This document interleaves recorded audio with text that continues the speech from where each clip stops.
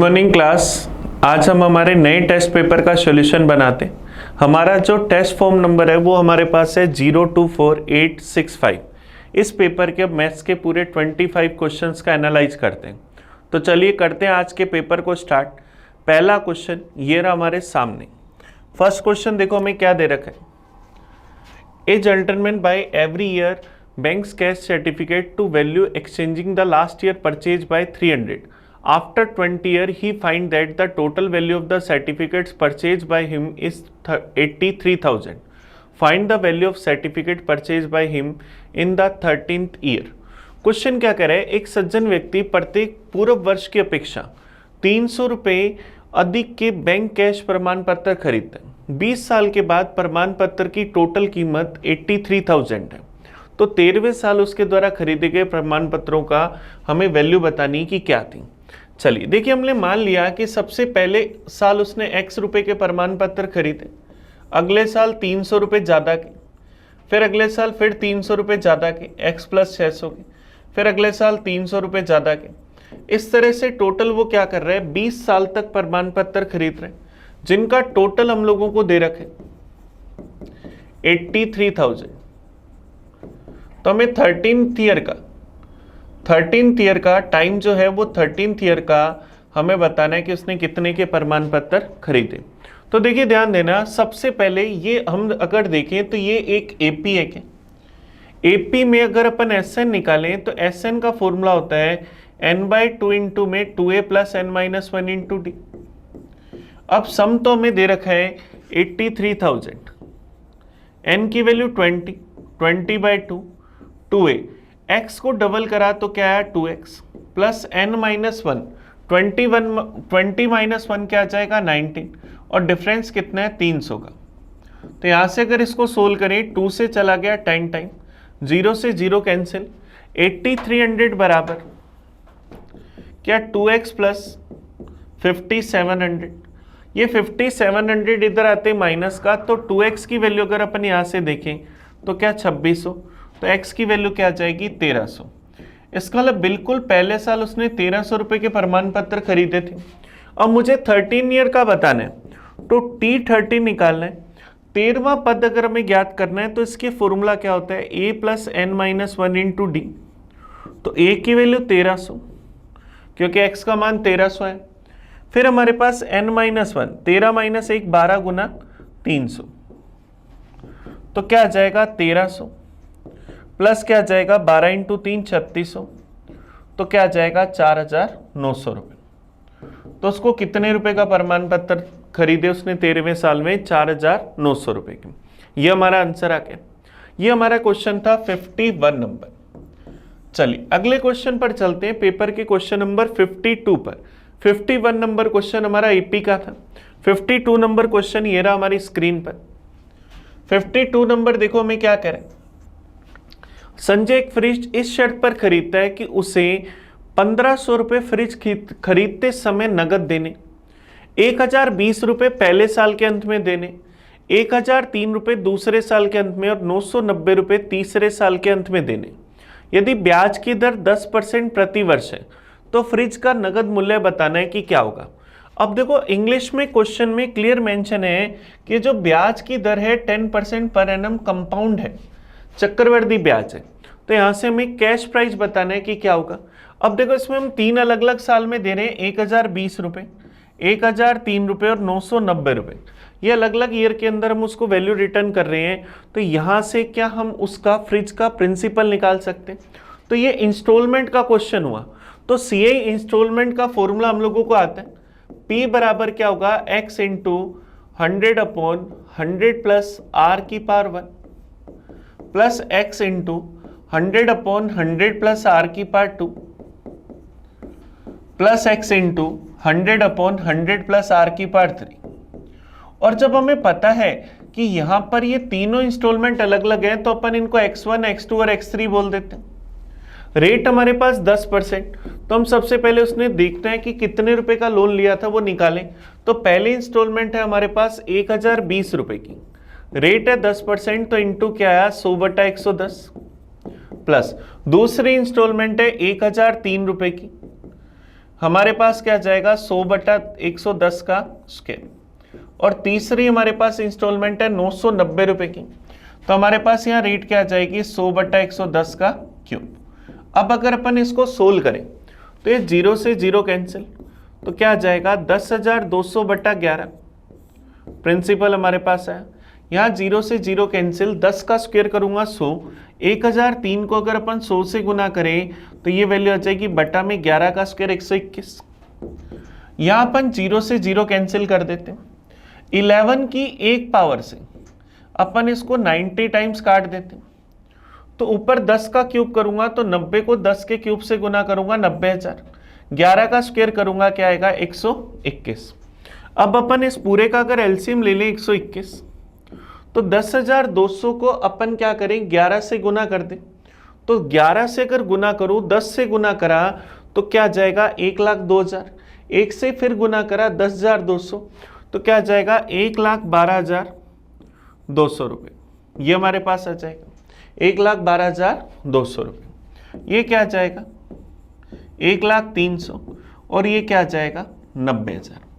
इनका अगर अपन टोटल निकालें, इन सब का अगर अपन टोटल करें तो हमारे पास इन सब का टोटल क्या हो जाएगा 1,00,000, 2,00,000, 2,90,000, 2,00,000, 3,00,000। तो मेरे पास यहाँ से टोटल क्या आ जाएगा 3,00,000 तो एक हो गई, फिर मेरे पास 2,500, तो मेरे पास क्या जाएगा 3,02,500, ये हमारे पास है बटा में 121। 121 का अगर अपन इसमें भाग देंगे तो भाग चला गया 2 बार 242, फिर हम लोग इसको सोल्व करेंगे तो क्या आ जाएगा 2500। इसका मतलब 2500 रुपये का तो उसने लोन लिया और 1500 रुपये उसने कैश पेमेंट कर दी थी, डाउन पेमेंट कर दी थी, तो 2500 प्लस 1500 तो ये कितने का हुआ 4,000 रुपये का। तो हमारा आंसर क्या जाएगा ऑप्शन नंबर ए। तो इस फ्रिज का कैश प्राइस कितना है 4,000 रुपीज। चलिए अगले क्वेश्चन पर चलते हैं, क्वेश्चन नंबर 53 पर। ये हमारे पास सीए इंस्टॉलमेंट का क्वेश्चन था, हिंदी में इसमें नहीं मेंशन कर रखा, लेकिन इंग्लिश में मेंशन कर रखा है कि कंपाउंड इंटरेस्ट है वो भी पर एनम के हिसाब से। चलिए क्वेश्चन नंबर 53 पर आते हैं। 53 ये रहा हमारी स्क्रीन पर, हमें क्या दे रखा है the base of conical tank is 19.2 metre in diameter and the height of the vessel is 2.8 meter. The area of the canvas required to put up such a tent. हमें कह रहे एक शक्वाकार टैंक है। सबसे पहले तो ये क्वेश्चन नंबर है 53। अब इस टैंक का डायमीटर व्यास हमें दे रखा है 19.2 मीटर, तो इसकी रेडियस क्या होगी 9.6 मीटर। रेडियस हमारे पास क्या होगी 9.6 मीटर। इसकी हाइट हमें क्या दे रखी है 2.8 मीटर। ऊंचाई दे रखी है 2.8 मीटर। तो हमें कह रहे हैं स्टैंड को बनाने के लिए जो कपड़ा लगेगा उसका एरिया बताना। अब अगर अपन एक शंकुनुमा टैंकी बनाए, कोई बर्तन बनाए या टेंट बनाए, तो इसका कर्व सरफेस एरिया पर ही कपड़ा लगता है। कर्व सरफेस एरिया हमारे पास क्या हो जाएगा pi r l. Curve surface area हमारे पास क्या होता है पाई आर एल। अब मुझे रेडियस पता है 9.6 है, हाइट मुझे पता है 2.8 है, तो इसकी मदद से मुझे यहाँ पर क्या इसका L निकालना पड़ेगा। तो पाइथागोरस थ्योरम लगा दें अपन। तो अगर मैं इसकी वैल्यू निकालना चाहता हूँ तो 96 का स्क्वायर होता है 9216। 28 का अगर अपन स्क्वायर देखेंगे तो क्या जाएगा 784। तो ये टोटल क्या बनेगा 10,000 पॉइंट है, तो मेरे पास ये वैल्यू क्या आ जाएगी 10। तो मेरे पास इसका L कितना आ गया 10। पाई की वैल्यू क्वेश्चन ने क्लियर मेंशन करा है कि हमें क्या यूज करनी है 22/7। रेडियस है 9.6 और L की वैल्यू कितनी आ जाएगी 10। तो क्या आ जाएगा 22 इंटू 22 इंटू 96/7। अगर अपन इन दोनों का गुना करें तो 6 दूनी 12, कैरी आ गई 1, 12 और 18 30 और 1 31, 3, 9 दूनी 18 और 3 21, 2112/7 भाग दिया 7 21, बच जाएगा एक, भाग नहीं जा रहा, फिर चला जाएगा एक बार, बच जाएगा 50, फिर चला जाएगा 7 बार, तो क्या आ जाएगा 301.7। तो हमारे पास इसका कर्व सरफेस एरिया या इस पर जो हमें कपड़ा लगाना है उसके लिए जो हमें वैल्यू दे रखी है उसकी आ जाएगी 301.7।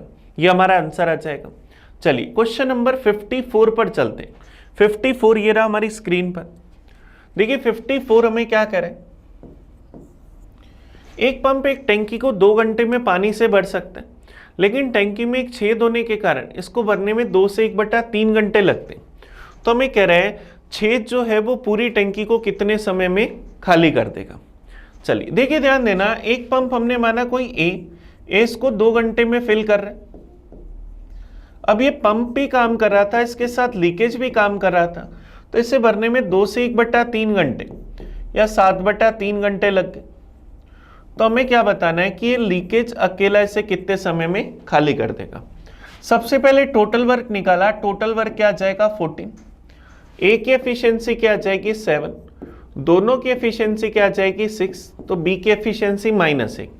तो 20 टंकी को खाली करने में कितना टाइम लेगा, total work upon efficiency 14 upon -1, minus किसको दिखा रहा है, खाली करने को, तो ये 14 आवर्स में इसे क्या कर देगा, खाली कर देगा। ये हमारा आंसर आ जाएगा ऑप्शन नंबर डी, ये हमारे पास है। ये टाइम एंड वर्क का पाइप टंकी का बड़ा इजी सा क्वेश्चन था। चलिए अगले क्वेश्चन पर आते हैं, क्वेश्चन नंबर 55 पर। 55 नंबर क्वेश्चन ये रहा हमारे सामने। देखिए इसको अपन थोड़ा छोटा करने की कोशिश कर लेते हैं। चलिए ये देखिए हमने इसको थोड़ा छोटा कर लिया। The value of 10 1 into 10 2 into 10 3, इस तरह से 1089 तक इसका मान बताना है कि क्या होगा। 10 1 degree into 10 2 degree into 10 3 degree into के अंदर 10 44 डिग्री इंटू में 10 45 डिग्री इंटू के अंदर 10 87 डिग्री 10 88 डिग्री और 10 89 डिग्री, इस तरह से हमने लिखा। हम सब लोग जानते हैं कि 10 थीटा इंटू 10 90 माइनस थीटा हमेशा क्या होता है, 1 होता है। तो 10 1 डिग्री इंटू 10 89 को क्या हम 1 लिख सकते हैं, 10 2 डिग्री इंटू 10 88 डिग्री को 1 लिख सकते हैं। तो हमारे पास 1 से लेकर 89 डिग्री तक की वैल्यू है। तो टोटल स्टेप जो बन रहे हैं वो 89 है। 1 और 89 का पेयर बना, 2 और 88 का पेयर बना, 3 और 87 का पेयर बना। तो इस तरह से पेयर जो बनेंगे वो बनेंगे 44 और इनटू में क्या आएगा 10 45 डिग्री। 10 45 डिग्री अलग से बच जाएगा, इसका कोई पेयर नहीं बनेगा क्योंकि 44 46 का पेयर बन जाएगा, 45 अलग से रह जाएगा। अब ईच पेयर की वैल्यू 1 है, तो 1 आ रहा है 44 टाइम्स और 10 45 भी 1 होता है, तो 1 इंटू 1 आंसर क्या आ जाएगा 1। तो हमारा ऑप्शन क्या आ जाएगा सी, क्योंकि एक की कोई भी पावर हमेशा एक ही आता है। चलिए ये क्वेश्चन था हमारे पास क्वेश्चन नंबर 55। हमने पेपर के भी 5 क्वेश्चन करे। चलिए अगले क्वेश्चन पर आते हैं, क्वेश्चन नंबर 56 पर। 56 नंबर क्वेश्चन ये रहा हमारी स्क्रीन पर। अब इसको भी थोड़ा अपन छोटा कर लेते हैं ताकि आप लोग इसको सही से देख सको। देखिए हमें क्या दे रखा है, sine theta plus cos theta upon sine theta minus cos theta equal to 3। तो हमें साइन की पावर 4 थीटा माइनस कोस की पावर 4 थीटा का मान बताना है कि क्या होगा।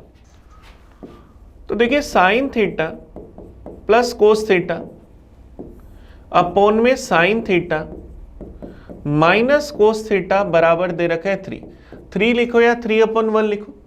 अगर मैं CND रूल लगा दूं तो क्या साइन थीटा अपॉन कोस थीटा बराबर 3 + 1/3 - 1, तो क्या जाएगा 4/2 या क्या जाएगा 2। तो इसका मतलब टेन थीटा की value, sine theta upon cos theta क्या होता है टेन थीटा। टेन थीटा का मान 2 आया।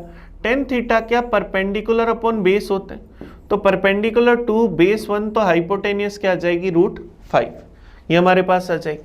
हमें वैल्यू क्या बतानी है, साइन की पावर 4 थीटा माइनस कोस की पावर 4 थीटा। अब अगर अपन यहाँ ट्रिग्नोमेट्री का फॉर्मूला लगाएं a² माइनस b², तो a + b into a minus b, तो ये क्या sin² theta plus cos² theta into के अंदर sin² theta minus cos² theta बचेगा। अब sin² theta plus cos² theta 1 होता है, तो क्या आया sin² थीटा माइनस में cos² थीटा। sin² थीटा होता है परपेंडिकुलर अपॉन हाइपोटेनियस का स्क्वायर, तो 2 का स्क्वायर 4, √5 का स्क्वायर 5, cos² थीटा 1/5, तो 4/5 माइनस 1/5 क्या जाएगा 3/5। तो हमारा आंसर क्या जाएगा ऑप्शन नंबर सी। ये हमारा क्वेश्चन नंबर 56 था। तो अभी तक पेपर के हमने 6 क्वेश्चन कर लिए। अभी हमने कंटिन्यू एक पहले वाला क्वेश्चन और एक ये क्वेश्चन दोनों क्या करें, ट्रिग्नोमेट्री के क्वेश्चन करें। चलिए अगले क्वेश्चन पर आते हैं 57 पर। 57 ये रहा हमारी स्क्रीन पर। तो सबसे पहले इसको छोटा करके इसको नंबर लिख देते हैं अपन, ताकि आप लोग कंफ्यूज ना हो। आज की पीपीटी में नंबर नहीं है, इसलिए मुझे मैन्युअली नंबर लिखने पड़ रहे हैं। 57 नंबर देखो क्या करें, x की वैल्यू हमें ये दे रखी है, तो हमें इसकी वैल्यू बतानी है कि क्या होगी। अब देखो जो फाइंड करना है, अगर सबसे पहले मैं उसी को लिखूं x plus root two upon में x minus root two plus x plus root three upon में x माइनस रूट थ्री, हमें इसकी वैल्यू बतानी है कि क्या होगी। अगर CND रूल लगा दो तो ये क्या x अपॉन रूट टू और ये क्या x अपॉन रूट थ्री बनेगा। तो x में अगर मैं रूट टू का भाग दूं तो मेरे पास क्या आएगा, 2 रूट थ्री अपॉन में root three plus root two. अगर रूट थ्री का भाग दूंगा तो 2 रूट टू अपॉन में root three plus root two. ऊपर से अगर 2 कॉमन ले लें तो 2 into root three plus root two upon में root three plus root two, ये कट गया तो वैल्यू क्या आई 2। तो हमारा आंसर क्या आ जाएगा, ऑप्शन नंबर ए। ये इसको करने का प्रॉपर तरीका नहीं है, लेकिन हम लोगों ने हमेशा सीखा है जब भी कोई इस तरह का क्वेश्चन आता है उसका आंसर हमेशा क्या रहता है, 2। तो जिन लोगों ने ये चीज पढ़ी थी उनको तो याद रहेगा कि इसका आंसर ही 2 आना है, तो उनको तो कुछ भी नहीं करना, डायरेक्ट वो इसका आंसर टिक कर देंगे। चलिए अगले क्वेश्चन पर आते हैं 58 नंबर पर। 58 नंबर ये रहा हमारी स्क्रीन पर। देखिए 58 नंबर हमें क्या करें,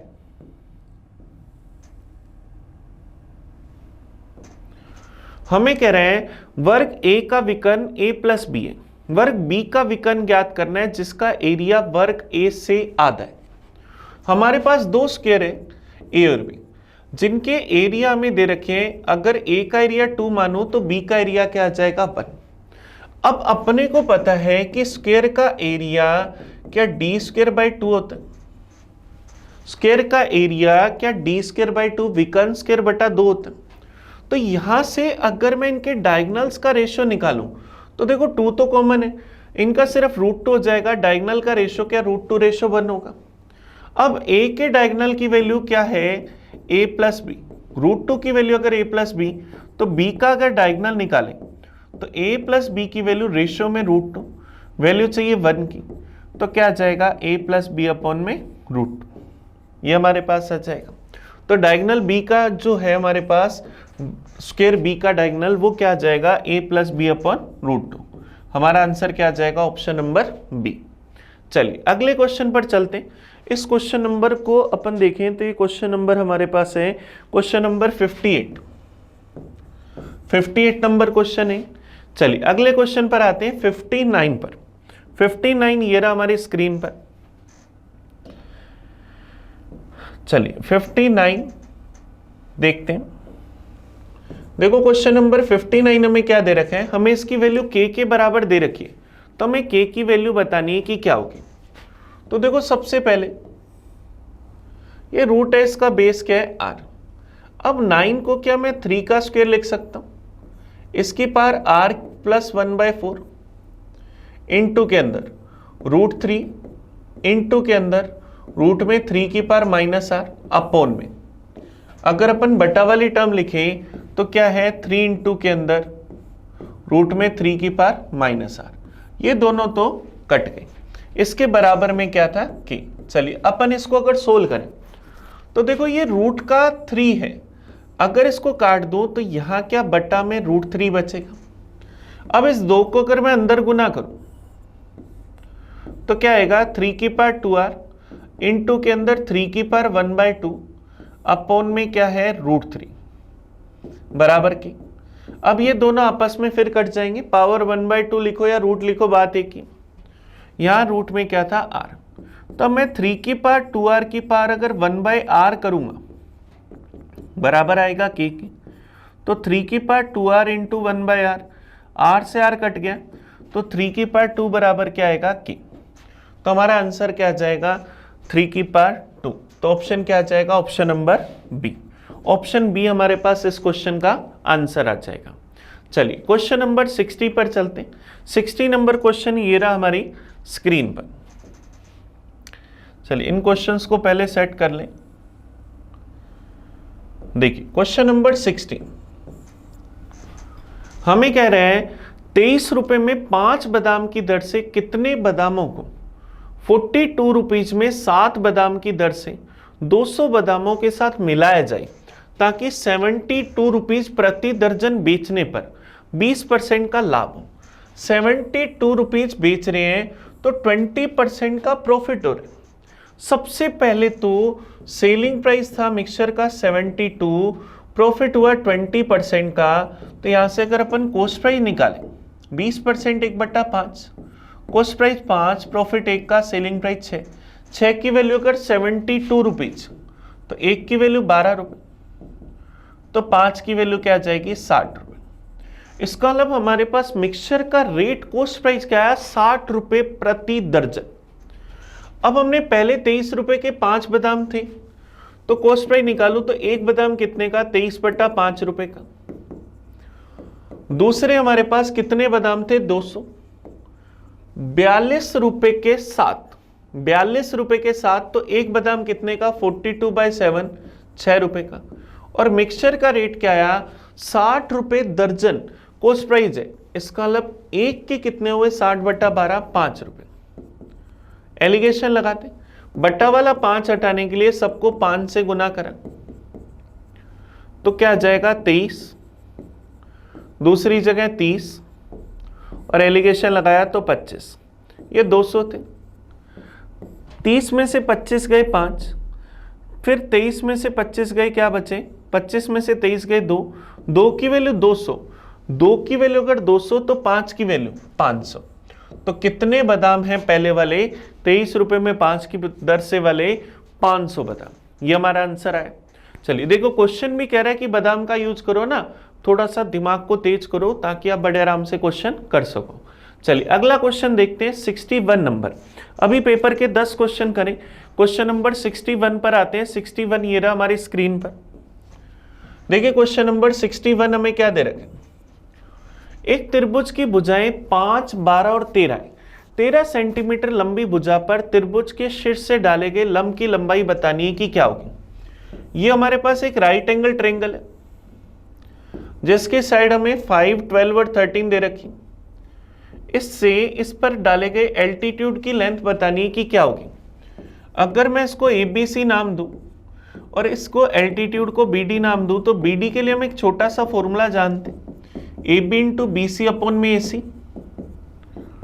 तो 5 गुना 12 बट्टा में 13, 12 5 60 बट्टा में 13, 13 का भाग दे दिया, 13 चौक 52, बच जाएगा 8, 80, फिर मेरे पास चला जाएगा 13 से 6 बार 78, तो क्या जाएगा 4.6 सेंटीमीटर। तो हमारा आंसर क्या जाएगा 4.6 सेंटीमीटर। चलिए अगले क्वेश्चन पर चलते हैं, क्वेश्चन नंबर 62 पर। 62 देखते हैं, इसका आंसर आया 4.6 सेंटीमीटर। देखिए क्वेश्चन नंबर 62 हमें देखो क्या कह रहे हैं,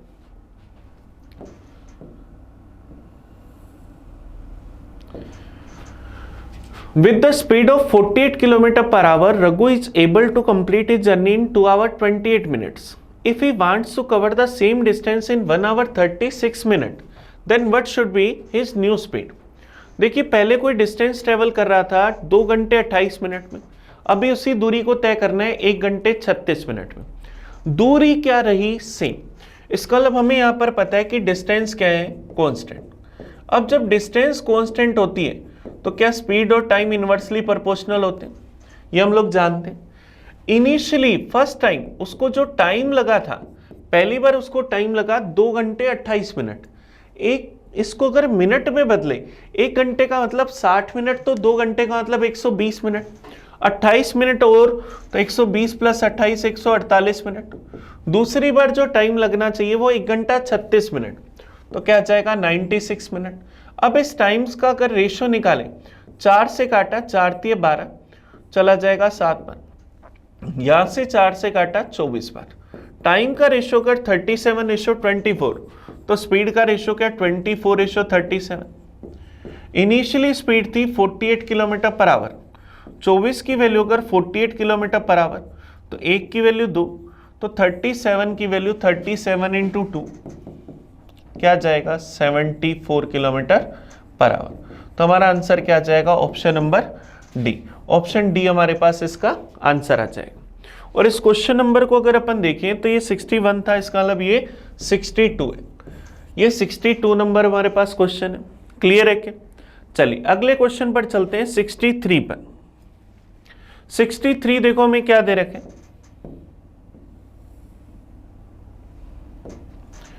ABCD is a square, F is the midpoint of AB and B is 1/3 of BC. If the area of triangle FBE is equal to 108 square centimeter, find the length of AC. हमें कह रहे हैं ABCD एक वर्ग है। चलिए अपन सबसे पहले एक स्क्वायर बना लेते। ये हम लोगों ने एक स्क्वायर बनाया ABCD। हम लोगों को दे रखा है F जो है AB का मिड पॉइंट है, इसका मतलब ये दोनों इक्वल। BE जो है वो BC का 1/3 है, यहां पर कोई E बिंदु ले लेते हैं। ये BE जो है वो BC/3 है। अब हमें कह रहे हैं यदि ट्रायंगल FBE इसका एरिया अगर 108 सेंटीमीटर स्क्वायर है तो AC की लंबाई बतानी है कि क्या होगी। ट्रायंगल का एरिया स्क्वायर है तो ये 90 डिग्री। अब ये F इसका मिड पॉइंट था तो ये क्या AB/2 है।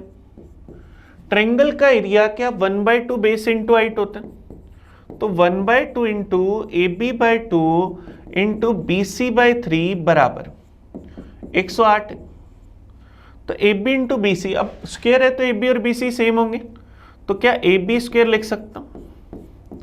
3 दूनी 6, 6 दूनी 12, क्या AB स्क्वायर बराबर 108 गुना 12। 108 को 12 गुना 12 गुना 9, 108 को 12 गुना 9 लिखती, तो AB बराबर क्या आएगा 12 इंटू 3 36। अब स्क्वायर की भुजा अगर 36 है, हमें क्या बताना है AC की लेंथ।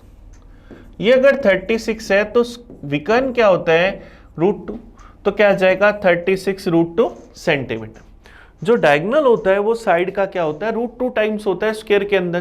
तो अगर हमने उसकी भुजा 36 निकाल ली तो हमारे पास उसका डायगोनल क्या आ जाएगा 36 √2। चलिए अगले क्वेश्चन पर चलते हैं। अच्छा इस क्वेश्चन का नंबर लिख लेते हैं, क्वेश्चन नंबर ये है 63। चलिए क्वेश्चन नंबर 64 पर चलते हैं। सबसे पहले अपन नंबर ही लिख लेंगे 64 नंबर। चलिए देखिए क्वेश्चन नंबर 64 देखते हैं। एक स्टूडेंट को इसको इससे मल्टीप्लाई करता है तो प्रश्न में किसी अंक को गलत पढ़ने के कारण वह ये संख्या उत्तर के रूप में प्राप्त करता है। तो उसने किस अंक को गलत पढ़ा हमें ये बताना है। हमें 43251 को मल्टीप्लाई करना था किसी नंबर से, मान लिया x से, तो हमारा रिजल्ट क्या आना चाहिए था, लेकिन हमने किसी को गलत पढ़ लिया तो रिजल्ट क्या गया 21959856177।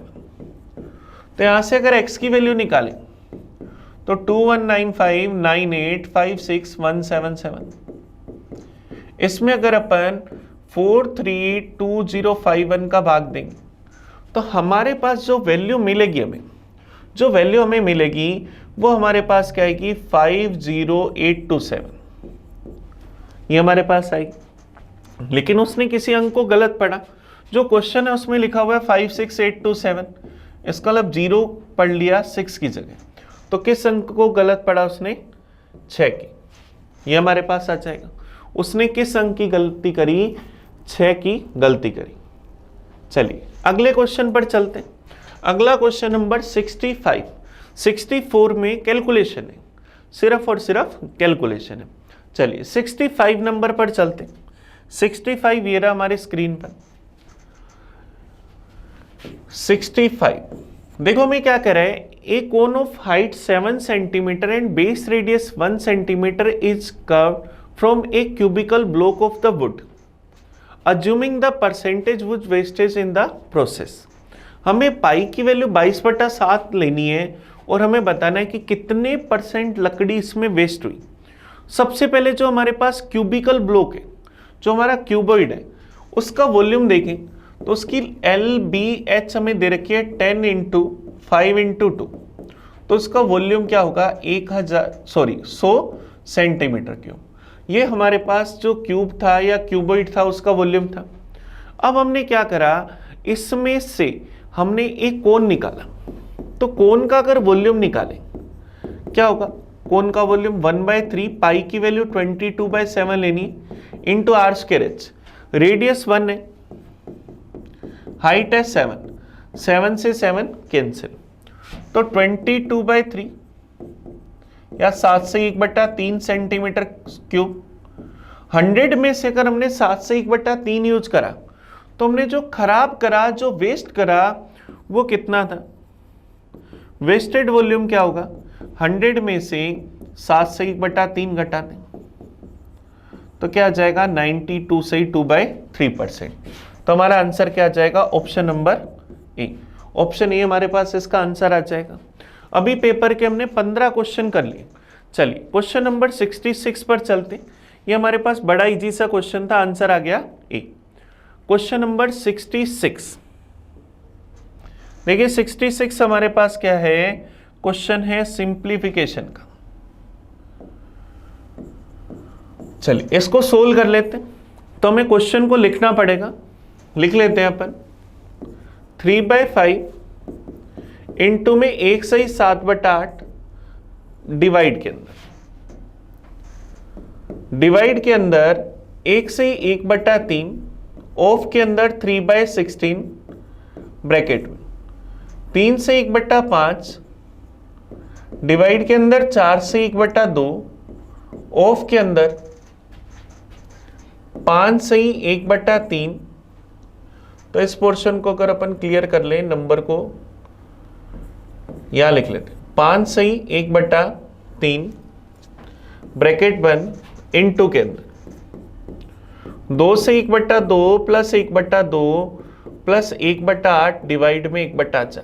ये हमें क्वेश्चन दे रखे। अब सबसे पहला टुकड़ा तो अपन ये ले लेते हैं, फिर सेकंड अपन अगर बात करें तो ये टुकड़ा ले लेते हैं। टोटल 3 टुकड़ों में बांटते हैं। पहले इसको सोल्व करते हैं।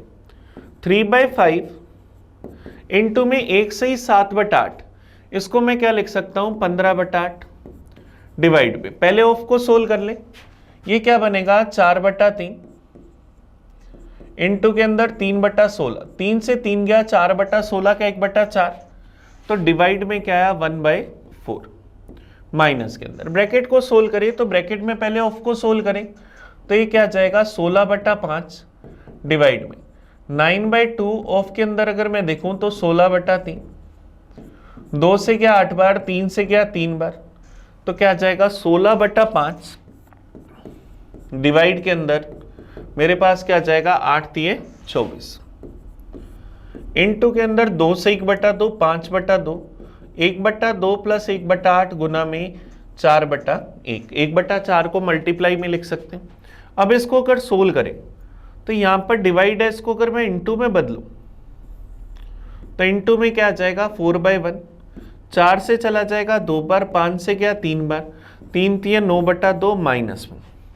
इसको सोल्व करूं तो ये 16/5 गुना में 1/24, 8 से क्या 2 बार, ये क्या 3 बार, तो माइनस में क्या 2/15 गुना में 5/2 प्लस 1/2 प्लस क्या आ जाएगा 1/2, 5 से क्या 3 बार, 2 से 2 कैंसिल, तो 9/2 माइनस में 1/3, 1/2 प्लस 1/2 क्या बनेगा 1। तो अब 9/2 को 4 से 1/2 प्लस 1 माइनस में 1/3, तो 4 और 1 5, 1/2 में से 1/3 अगर घटाएं तो क्या आ जाएगा 1/6। तो हमारा आंसर क्या आ जाएगा 5 से 1/6। ये हमारा आंसर आ जाएगा ऑप्शन नंबर डी। ये हमारे पास 66 का आंसर है। ये सिंप्लीफिकेशन का बड़ा इजी सा क्वेश्चन है। बस आपको इसको करने के लिए सिर्फ और सिर्फ क्या आना चाहिए, बोर्ड मास का रूल आना चाहिए। पहले ब्रैकेट सोल्व करेंगे, फिर ऑफ को, फिर डिवाइड को, फिर मल्टीप्लाई को, फिर एडिशन को और फिर सब्ट्रैक्शन को। कुछ लोग इसको बोर्ड मास बोलते हैं, कुछ लोग इसको वी बोर्ड मास बोलते हैं। चलिए अगले क्वेश्चन पर आते हैं 67 पर। 67 ये रहा हमारी स्क्रीन पर। 67 हमारे पास डीआई का क्वेश्चन है। चलिए देख लेते हैं। पहले तो हमें ये डायग्राम दे रखा है, डीआई दे रखी है, इसमें क्या दे रखा है नीचे दी गई तालिका 4 कंपनियों के द्वारा 6 वर्षों में कार की बिक्री को हजारों में रिप्रेजेंट करती है, हमें इसका आंसर देने। कंपनी ए के द्वारा 2017 और कंपनी के सी के द्वारा 2013 में बेची गई कारों की कुल संख्या उन 4 कंपनियों के द्वारा 2013 और 16 में बेची गई कारों की कुल संख्या का कितना परसेंट है। 2017 में हमें चाहिए ए और 2013 में हमें चाहिए सी। 2017 में अगर अपन ए देखें तो कितनी है 52, 2013 में अगर अपन सी देखें तो कितनी है 65, तो ये टोटल कितना आ गया 117। अब हमें चाहिए 2013 और 16 में सभी कंपनी के द्वारा 13 और 16 में सभी कंपनी के द्वारा बेची गई कारों की कुल संख्या। चलिए अपन यहाँ से टोटल निकाल लेते हैं सारों की संख्या। तो इसको टोटल करें तो 5 और 3 8 और 5 13 और 20, 2 कैरी आ गई 18 20 24 240। यहाँ अगर देखें 10 और 3 13, 1 कैरी आ गई 14 और 21 और 5 26। तो ये मेरे पास क्या आ जाएगा 200 400 503। तो हमने पता है कि इन दोनों का टोटल क्या आया 503। तो 117 503 का कितना परसेंट है, परसेंटेज में चाहिए, इंटू करा 100% से। चलिए तो क्या गया 11,700 में हमें 503 का भाग देना, तो अपन भाग दे देते हैं 503 का भाग गया 2 पर, क्या जाएगा 1006। ये हमारे पास है। अब अपने को पता है 1170 में से अगर अपन 1006 घटा देंगे तो 164 1640, फिर चला जाएगा 3 बार। अब 23 पॉइंट वाले 2 ऑप्शन है। अब देखो इसमें से मैं घटाऊंगा तो क्या जाएगा 1509, तो क्या बच जाएगा 131। तो ये लगभग चला जाएगा 3 बार या 2 बार। तो आंसर क्या जाएगा 23.3%। तो हमारा आंसर क्या आया ए और सी के द्वारा 2017 और 13 में बेची गई कारों की कुल संख्या सभी के द्वारा बेची गई कारों की टोटल कितना परसेंट है 23.3%। चलिए अगले क्वेश्चन पर आते हैं 68 नंबर पर। 68 ये रहा हमारी स्क्रीन पर। देखिए हमें 68 नंबर क्वेश्चन क्या करे, सेम वही डीआई है, सिर्फ हमें आंसर देखना है। क्वेश्चन क्या पूछ रहे हैं वो देखते हैं। 2018 में कंपनी सी के द्वारा बेची गई कारों की कुल संख्या 2014 से 2018 के दौरान कंपनी ए के द्वारा बेची गई कारों की औसत संख्या से कितनी अधिक है। 2018 में सी कितनी कारें बेचता है 76, हजारों में इसका मतलब 76,000, 76,000। ये हमारे पास सी की वैल्यू है। अब हमें बताना है 2014 से 18 तक ए, तो 14 से 18 तक अगर अपन ए का टोटल निकाल लें, इसका अगर अपन टोटल करें तो क्या बनेगा 3 2 5 7 3 10, 1 कैरी आ गई 12 और 7 19 और 24 और 30, 300। एवरेज निकालना है 2 4 5, 300 बटा 5 क्या है 60। तो इसका मतलब कंपनी ए ने कितनी कारें बेची 60,000, इसने बेची 76,000, दोनों का डिफरेंस क्या आएगा 16,000। तो हमारा ऑप्शन क्या जाएगा ऑप्शन नंबर सी। तो दोनों कारों का डिफरेंस कितना आया 16,000। ये हमारा आंसर आ गया। चलिए अगले क्वेश्चन पर आते हैं, क्वेश्चन नंबर 69 पर। ये रहा हमारी स्क्रीन पर। देखिए 69 हमें क्या कह रहा है,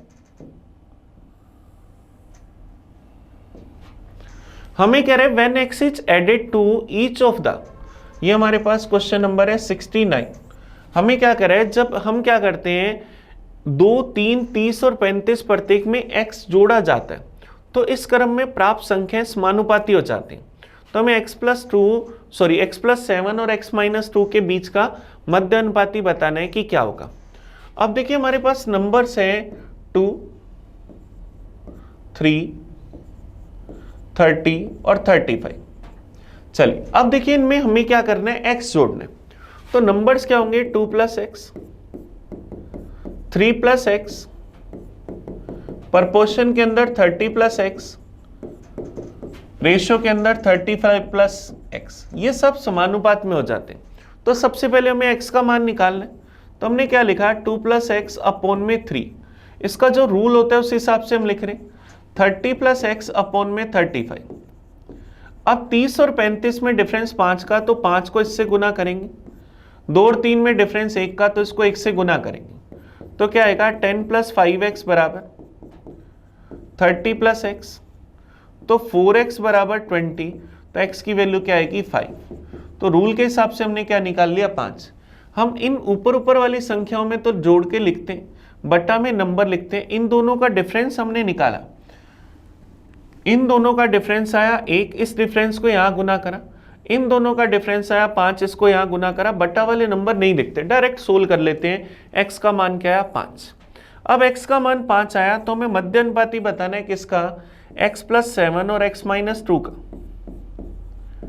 तो x की जगह अगर मैं 5 रखूं तो 5 प्लस 7 12, 5 माइनस 2 3, तो 12 3 36, रूट में 36 का मतलब 6। तो हमारा आंसर क्या आ जाएगा, ऑप्शन नंबर डी, ये हमारे पास आ जाएगा। चलिए क्वेश्चन नंबर 70 पर चलते हैं, पेपर का क्वेश्चन नंबर 20। क्वेश्चन नंबर 70 देखो हमें क्या दे रखा है,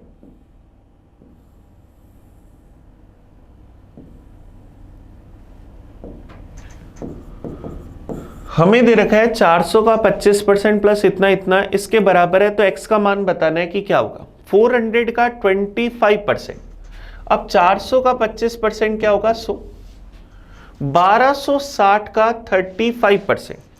अब देखो 35 परसेंटेज हटाऊंगा बटा में 100, 0 से 0 कैंसिल, 5 से गया 2 बार, ये गया 7 बार, 2 से चला गया 63 बार।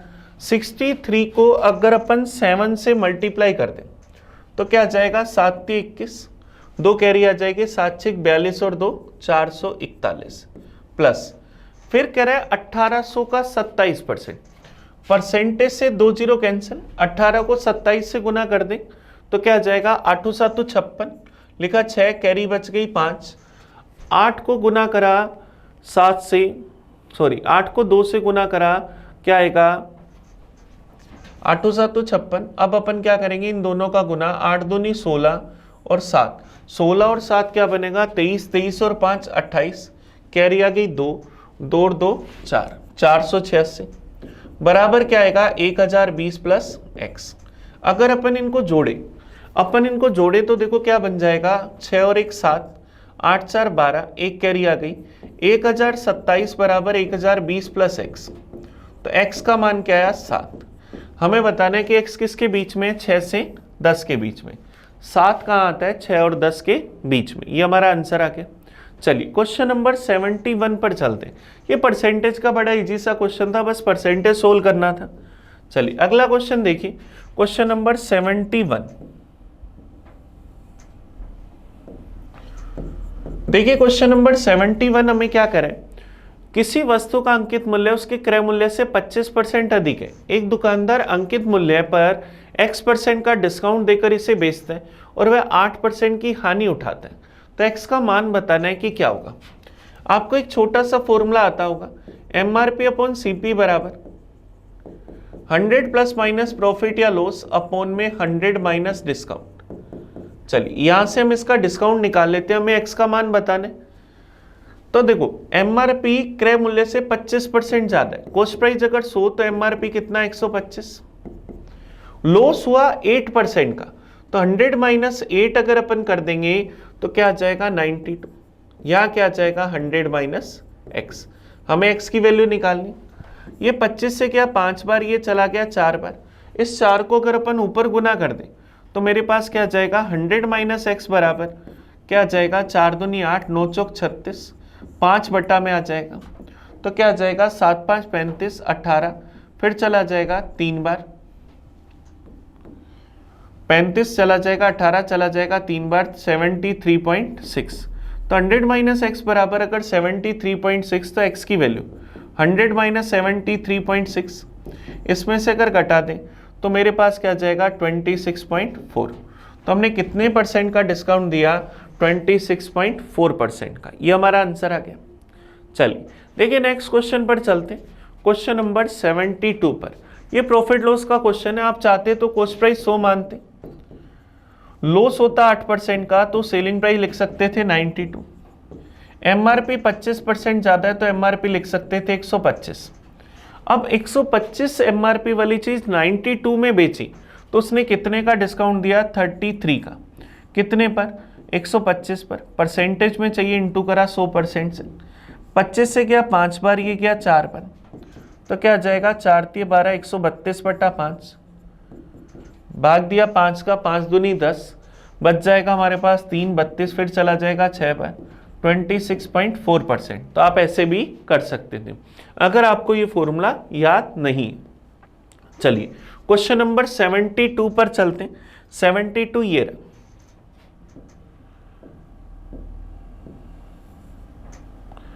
चलिए देखिए 72 क्या कह रहा है, एक निश्चित काम को पूरा करने में एक्स वाई की तुलना में 40% अधिक कुशल है, जेड वाई की तुलना में 40% कम कुशल है, एक साथ काम करते हुए वे 21 दिन में से पूरा कर देते हैं।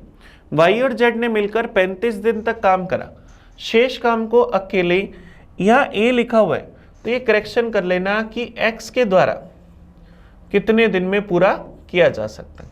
चलिए तो अपन ध्यान दे लेते हैं क्या करें। हमारे पास 3 लोग हैं x Y Z.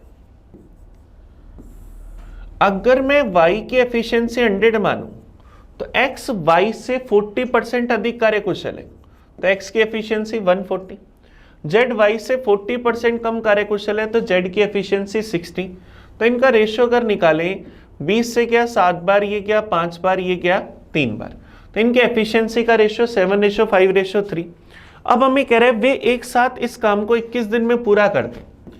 X Y Z तीनों काम को करते हैं 21 दिन, तीनों की टोटल एफिशिएंसी हमारे पास 15, तो टोटल वर्क क्या आ जाएगा 15 × 21, तो क्या आ जाएगा 210 और 105 315। इसका मतलब हमें 315 पेड़ लगवाने। अब y और z 35 दिन तक काम करते हैं, 35 डेज तक, और फिर कह रहे हैं शेष काम किसने करा, x ने, तो शेष काम x कितने दिन में पूरा करेगा ये बताने। y और z मिलकर रोज कितने पेड़ लगाते हैं 8, तो 35 दिन में कितने पेड़ लगा देंगे 35 × 8, 8 × 5 40, 4 280। टोटल पेड़ लगाने थे 315, तो लगाने वाले पेड़ कितने बचे 35। ये 35 पेड़ कौन लगाएगा x रोज कितने पेड़ लगाता है 7, तो ये 35 पेड़ लगाने में कितना टाइम लेगा 35/7 5 दिन। ये हमारा आंसर आ जाएगा। तो आंसर क्या आ जाएगा ऑप्शन नंबर ए, ये हमारे पास आंसर आ जाएगा। ये शायद क्वेश्चन नंबर 72 है, अपन चेक कर लेते हैं। हाँ बिल्कुल ये क्वेश्चन नंबर 72 है, 72 नंबर क्वेश्चन ये रहा। क्लियर है क्या? तो आंसर आ गया 5 डेज ऑप्शन ए। चलिए क्वेश्चन नंबर 73 पर चलते हैं। क्वेश्चन नंबर 73 देखो क्या करें। ए और बी ने मिलकर 7% वार्षिक चक्रवृद्धि ब्याज की दर पर 51,750 रुपए की धनराशि इस तरह से उधार ली कि ऋण का निपटान करने के लिए ए ने 3 साल के बाद उतनी राशि चुकाई जितनी बी ने उधारी की तारीख से 4 साल बाद चुकाई। तो ए के द्वारा उधार ली गई राशि बतानी कि क्या है। देखो टोटल 51,750 रुपए, ये टोटल रुपए ए और बी ने मिलकर ली। मान लिया ए ने ए रुपए लिए और बी ने बी रुपए ली, दोनों का टोटल 51,750। अब क्या हुआ, ब्याज की दर है 7%। ए ने अमाउंट रखी 3 साल, बी ने अमाउंट रखी 4 साल, और दोनों की अमाउंट सेम है। तो अमाउंट का फॉर्मूला आप सब लोग जानते हो, P × 1 + R/100 की पार्टी। तो दोनों की अमाउंट अगर अपन बराबर करें तो A × क्या आएगा 1 + 7/100 की पावर 3 बराबर क्या आएगा B × 1 + 7/100 की पावर 4। दोनों अमाउंट आपस में बराबर, तो 3 से पावर 3 कैंसिल, तो A बट्टा में B बराबर क्या आएगा 107/100। तो इस रेशियो में अपन इस टोटल वैल्यू को बांट दें। मुझे ए का भाग बताना है, टोटल है 51,750, रेशियो का टोटल है 207, वैल्यू मुझे चाहिए 107 की। 207 से काटू, सबसे पहले गया 2 बार, क्या आ जाएगा 414, बच जाएगा 103, 1035 चला जाएगा 5 बार, तो 250 × 107 तो 25,000 और 26,750 रुपये। तो ए ने कितनी राशि उधार ली 26,750 रुपये। ये हमारा आंसर आ गया ऑप्शन नंबर सी। ये हमारे पास इस क्वेश्चन का आंसर है। ये हमारे पास सीआई का क्वेश्चन है बढ़िया सा। हमारे पास सीआई का पहले भी क्वेश्चन आया, वो आया था इंस्टॉलमेंट का। ये हमारे पास सीआई का अमाउंट से रिलेटेड क्वेश्चन। चलिए क्वेश्चन नंबर 74 देखते हैं। 74 ये रहा हमारे सामने।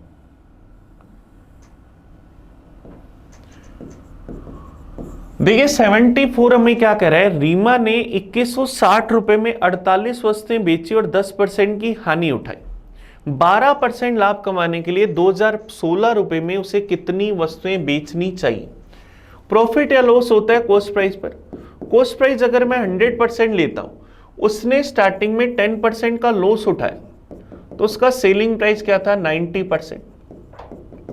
अब अगर उसने 2160 रुपए में 48 वस्तुएं बेची तो एक वस्तु का सेलिंग प्राइस क्या है 2160/48 रुपए।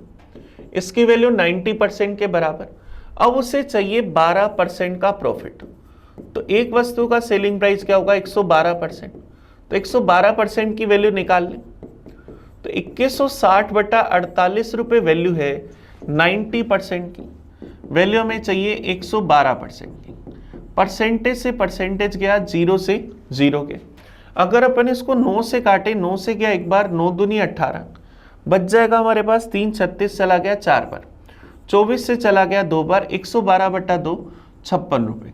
तो अगर उसे 12% प्रॉफिट चाहिए तो एक वस्तु कितने की बेचनी है 56 रुपए की। तो 2016 रुपए में कितनी वस्तुएं बेचेंगे, 2016 में 56 का डिवाइड कर दें। तो 56 का डिवाइड करा, सबसे पहले भाग गया 3 बार, मेरे पास आ जाएगा 168, बच जाएगा 336, फिर चला जाएगा 6 बार। तो कितनी वस्तुएं बेचनी होंगी 36। ये हमारा आंसर आया ऑप्शन नंबर डी। ये हमारे पास प्रॉफिट लॉस का क्वेश्चन था। थोड़ी देर पहले भी हमने प्रॉफिट लॉस का क्वेश्चन करा था जिसमें हमें 8% का लॉस हो रहा था और डिस्काउंट परसेंटेज बताना था। ये क्वेश्चन प्रॉफिट लॉस में लॉस और प्रॉफिट दोनों पर कंबाइंड क्वेश्चन। चलिए अगले क्वेश्चन पर चलते हैं 75 पर, पेपर का लास्ट क्वेश्चन। देखिए 75 नंबर क्वेश्चन हमें क्या करें, कह रहे हैं कि when a positive integer is divided by d the remainder is 15, when 10 times of the same number is divided by d the remainder is 6, then the least possible value of d is। देखो क्या कह रहा है 75 number question हमें कह रहा है कि जब हम किसी नंबर को d से डिवाइड करते तो रिमाइंडर हमारे पास क्या बचता है 15। नंबर के 10 गुना को d से डिवाइड करते हैं तो रिमाइंडर हमारे पास क्या बचता है 6। तो हमें क्या करना है d का न्यूनतम संभव मान बताना है कि क्या होगा। अब देखो पहली बार रिमाइंडर 15 बचा। रिमाइंडर हमेशा डिवाइड करने वाले नंबर से बड़ा होता है, तो इसका मतलब मेरा जो डिवाइड करने वाला नंबर होगा वो 15 से हमेशा बड़ा होगा, क्योंकि रिमाइंडर जो होता है शेषफल वो हमेशा जिस संख्या से भाग देते हैं उससे छोटा ही आता है। तो इसका मतलब d 15 से बड़ा होगा, तो 15 से छोटे ऑप्शन जो है उनको छोड़ दो। तो मेरे पास दो ही ऑप्शन बचे 16 और 18, और उसने लिस्ट पॉसिबल वैल्यू पूछी है तो 16 हो सकती। चलिए पहले अपन 16 रख कर देखते हैं। d का मान अगर मैं 16 रखता हूँ, रिमाइंडर क्या बचता है 15। मान लिया कि भाग गया था एक बार, तो हमारा नंबर क्या था 16 गुना 1 प्लस 15 31। अब इसका अगर 10 गुना करा 310। अगर इसमें मैं 16 का भाग दूं तो 16 का भाग गया एक बार, बच जाएगा 15 150, फिर चला गया 9 बार 144, क्या बचा 6। तो हमारे पास बात सही हो रही है। इसका मतलब हमारा आंसर क्या आ गया 16।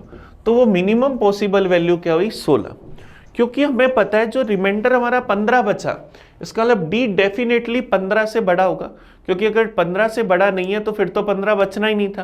तो 15 से बड़ा सबसे लिस्ट ऑप्शन क्या था 16। तो आंसर क्या गया 16। चलिए आज की पेपर के हमने मैथ्स के पूरे 25 क्वेश्चंस का एनालाइज करा। इनमें कहीं भी आपको कोई डाउट रहे, कोई कंफ्यूजन हो तो आप बताना। फिर मिलेंगे अपन अगली वीडियो में नए पेपर के सॉल्यूशन के साथ। तब तक पढ़ते रहें। कोई भी डाउट होगा तो उसका सॉल्यूशन मैं आपको दोबारा से प्रोवाइड करूंगा। Thank you. मिलते हैं नई वीडियो में।